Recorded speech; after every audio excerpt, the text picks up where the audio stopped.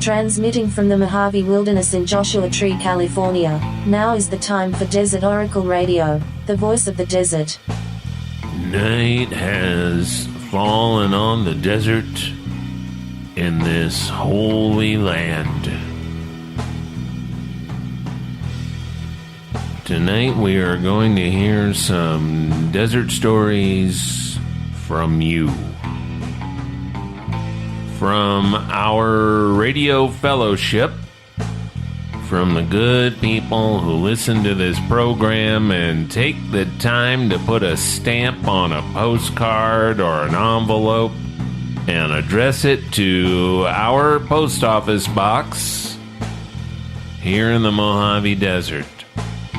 That's box 1735, 1735, 92252 if you're curious.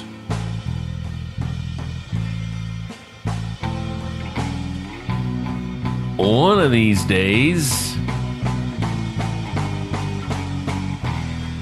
I'd like to have a post office box in all my favorite little desert towns. One in each of the American deserts. Then that could be my racket, my route, my route. Check the mail in Joshua Tree and then off to Bisbee. Spend a week there, host a show at the watering hole or that little trailer court. Then run over to Silver City, do a show at Mix 33, spend an afternoon at the Historical Society going through weird old documents. Take a hike in the Piney Mountains and then hit the road again. No time to waste. On the clock. It's a broken clock, but it's mine. Because there's another post office box to check and collect from. Just an easy half-day haul away. And we'll make the time for lunch at the L&J Cafe. That's down in El Paso. Get out before the traffic. Gotta get to Marfa. We've got to get to Marfa.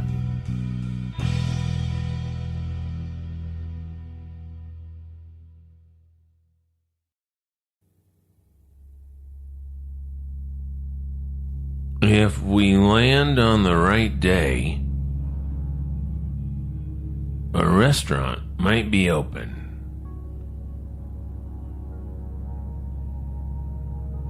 I was talking about Marfa with somebody not long ago, and she said, well, you've got more restaurants in Yucca Valley.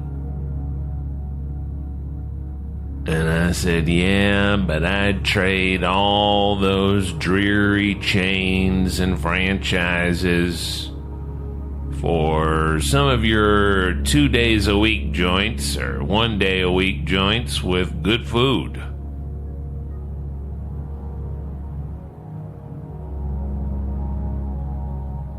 But we've got some decent places to eat out here in my neighborhood, too. We don't talk about them because they are full enough right now. I mean, when the dining rooms are open.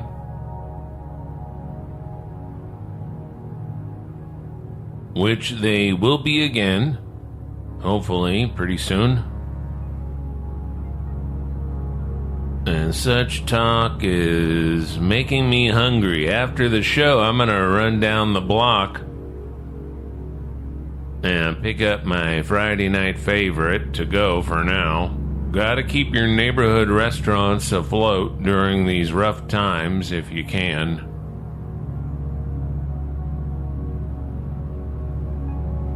If you're missing your neighborhood saloon or tavern or diner,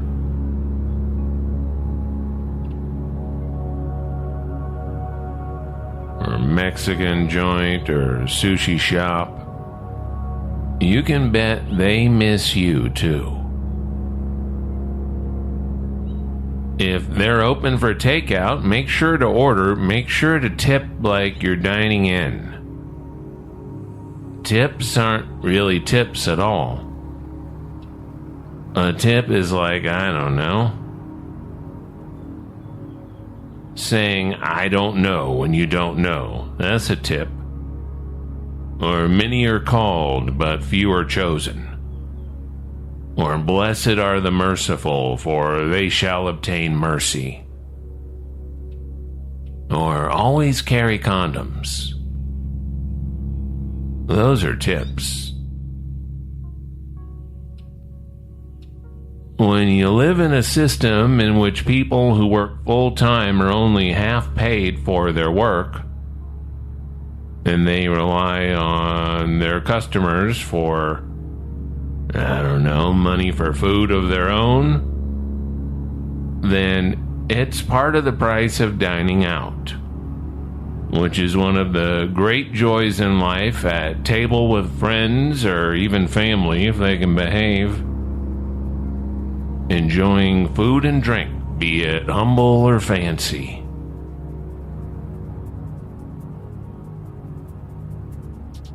Now, from Marfa, I think I'd like to go down toward the border and take a dip in the Rio Grande, pay a visit to Big Bend.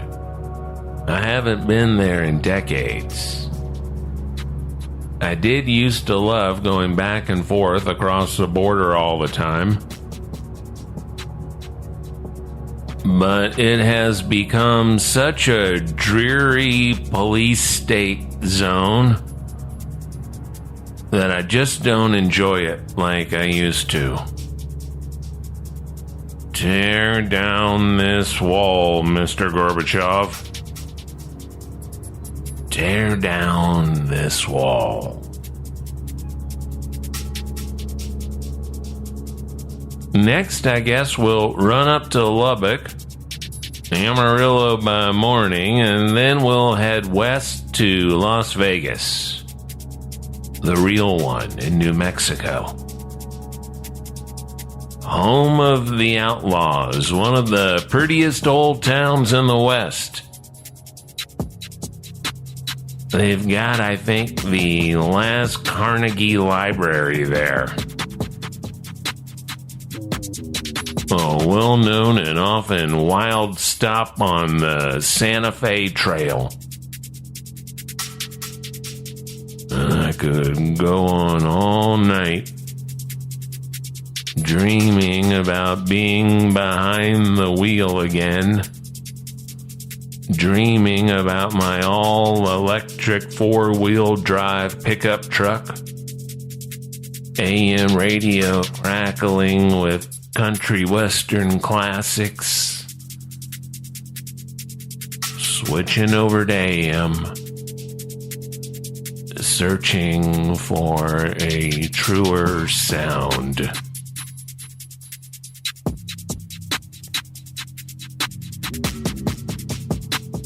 Round and round, the traveling life. It always rings true. Dear Desert Oracle, I'm excited to subscribe to the print edition publication from my favorite podcast. I was an archaeologist at Joshua Tree National Park from 2004 to 2006. It was a surreal time in my life, and the desert was the best setting for me to live through this strange time. I'm sure a lot has changed, but it is comforting to hear the Virginian is still there and the Del Taco still serves them up and the desert is still weird. Thanks for the memories. Carolyn in Missouri. P.S. My first week of work, I encountered a badger in a wash by Malapai Hill. That was the beginning of my love for the desert.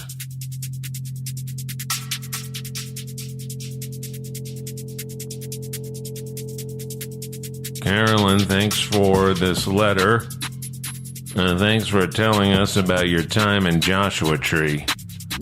It's all still here. The bar is closed for now, but it'll be open again. You can't keep Marines and park rangers away from their whiskey for too long. You know how they get. The Del Taco remains open, drive-through only. If you're gonna have fast food, you can do a lot worse than the Mojave Desert's own burrito chain. Company headquarters still just up the road in Barstow. I'm sure glad you got to see a badger. What a welcome. Thanks for doing the important archaeology work out here in the early 2000s. There's a guy I see now and again who does that job now. And I always hope he'll be poking around an old mining homestead someday. And we'll discover a secret underground civilization beneath the Pinto Basin, where all those UFOs like to hang around on hot summer nights.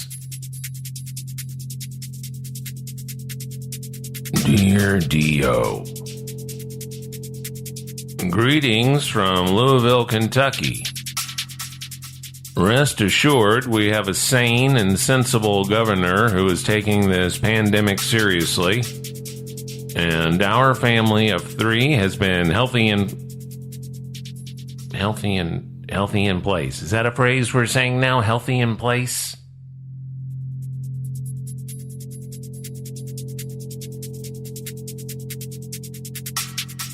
I can't wait until all of this is over. Our family of 3 has been healthy in place for over 20 days now, so the dirty money enclosed is clean as can be. I found you through the podcast and now look forward to the field guide. Planting our spring garden and listening to episodes has brought much enjoyment. Thanks for your labor of love. 20 years ago now, I spent a season working in the Needles district of Canyonlands National Park and visited the Mojave Preserve on my adventures around. The high desert is still an important part of my personal mythology, and your podcast bring it right back. All best, Zach in Louisville. Well, Zach, I do admire all you people who do paying work in the national parks and the monuments and other such wild lands. And I especially appreciate it these days. I've often thought about it myself, but I could never decode the language. In the ranger trade, nobody ever says something clear and precise like ranger. But they do say a lot of things that sound like other kinds of pickup trucks, like, well, I was an S10 out at Badlands till they put me over to F-150 at Olympia. The Needles, now that is a wild place. It's got that certain kind of rock tower. Same sort of coloring as Bryce Canyon, but skinnier, I guess like Needles. Sometimes the name says it.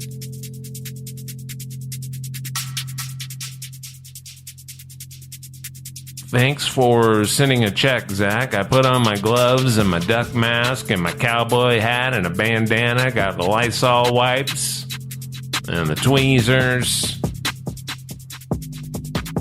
And I guess I was feeling sort of woozy after all the pine sol I injected into my lungs.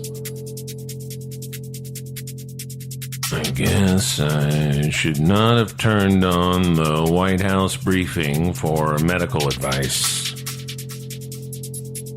And now I can't sit down. My mag light's still up there. Anything for health, anything for science. Hi, Ken. Your radio program is keeping me highly entertained during this strange time. Thanks for keeping it going. I believe you once said that UFOs are very real, but you do not think that they are aliens. I believe you said you thought they were something that has been here all along. What did you mean by that? What do you think they are? I have been wondering about this for a very long time. I was hoping you would explain, but if you did, I never heard it. So please do so now. I, too, live for unexpected high strangeness. XOX. Lisa from Venice. I hope you remember me. Well, hi, Lisa. Of course I remember you. You bought me lunch at La Copine, which is closed for now, like a lot of things.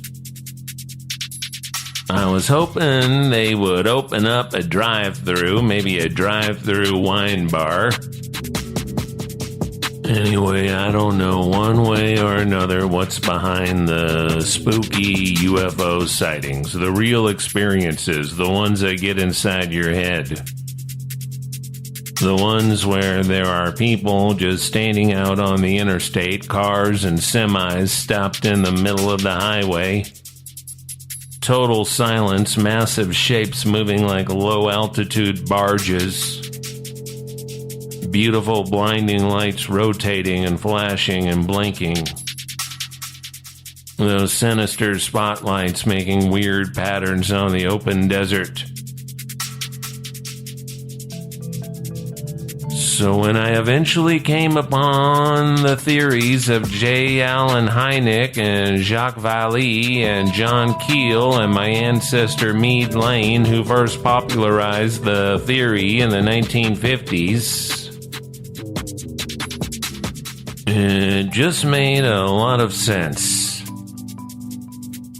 That these things, which we only experience as temporary displays of energy and light and plasma and emotion and information, do not permanently exist in our realm, our world, our dimension. Despite all of our telescopes in space and on the ground, despite our space stations and satellites and moonwalks and dozens of robots on Mars, the only planet we know of that's exclusively inhabited by robots, we experience the strange things right here on Earth. Lights shining into our bedroom windows, football field length silent monoliths hovering over the Albertsons grocery in the Antelope Valley, or over downtown Phoenix, or the Hudson Valley, or Lubbock, or Belgium, or China, or Brazil. Meade Lane thought they were from alternate dimensions, alternate worlds alongside our own. Vallée and Hynek were less sure but agreed on the ultra-dimensional hypothesis. Vallée in particular was interested in how similar our UFO experiences are to all the classic encounters.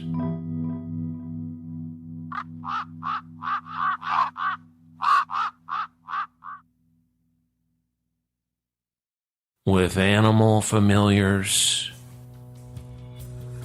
elves, trolls, goblins, gremlins, etc., etc., John Keel and Robert Anton Wilson and John Lilly all suspected a kind of artificial intelligence, a solid-state intelligence communicating through our technologies, through our brains, through methods and means we are only beginning to comprehend. Smoke and mirrors, mostly. A lot of it occurs in the percipient's mind. There is a bubble around the experiencers during the experience. This comes up time and again. The regular sounds go silent. Crickets, wind, traffic, sirens. While a hum or vibration known so well to the Hindu mystics puts us into a trance. When it's over, and I say this both from a lot of research and my own experience, reality sort of turns back on. And once again, there are cars on the highway, wind rustling through the trees, distant sound of everyday life. And yet, something real has occurred. Something physical, if not solid, entered your perception, and you responded in the physical world. You pulled off the highway. You felt the chills, the euphoria, the awe. You were awestruck. As Moses was on the mountain, staring at the sagebrush illuminated from within, the weird lights that caught his eye and lured him up the mountain. The spinning lights over the desert highway that made the future St. Paul drop to the ground. The lights that left him temporarily blinded, his life forever changed. The otherworldly light and inspiration that struck Joan of Arc like a weapon from a sci-fi movie that spoke to the children at Fatima, Portugal a century ago. Warning of the pandemic. Warning of ecological catastrophe in the century ahead. Carl Jung wrote a slender book on the topic too about this odd phenomena, how it often delivers prophecy and just as often dumps a lot of nonsense. So I may be a little closer to feeling some confidence in what UFOs are not, and I'm always interested in those who explore the lonely roads of this topic. The people who claim no easy answers. The people who don't get their theology from Hollywood blockbusters, but I do not know what they are. Only that every part of history is marked by dramatic encounters with whatever the hell it is. Whoever they are, if they are. Jung thought maybe we generated the stuff ourselves through some as-yet undiscovered method, the same invisible network that allows premonition, psychic communication, remote viewing. Blast of inspiration. Let those who have eyes see. With our thoughts, as the Buddha said, we create the world. Being enlightened, having seen the light, like Hank Williams sang, praise the Lord, I saw the light.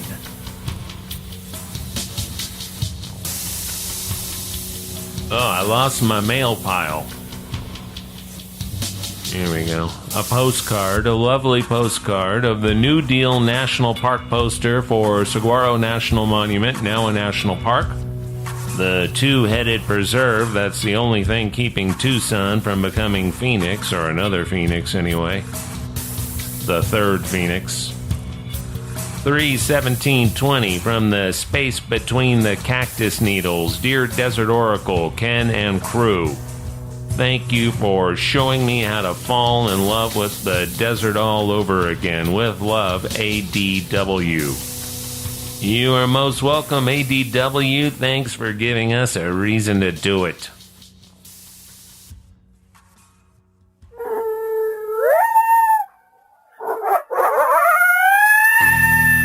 I got one more here. This did not come through the usual post office box. This one was on my windshield.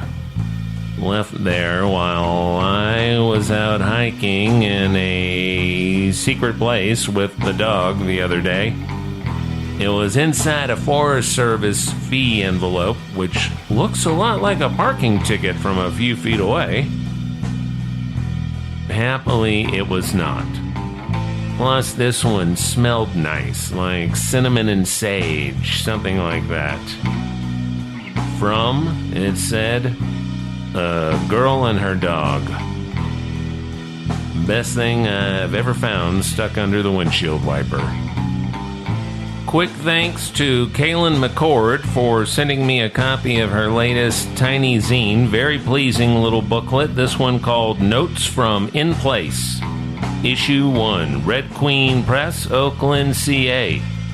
And this from Dylan from Head Split Records, making handmade indie metal music in this absolute classic rock and roll newsletter with wild cartoon art and scissors and blood hand layout. Head Split Records out of PDX.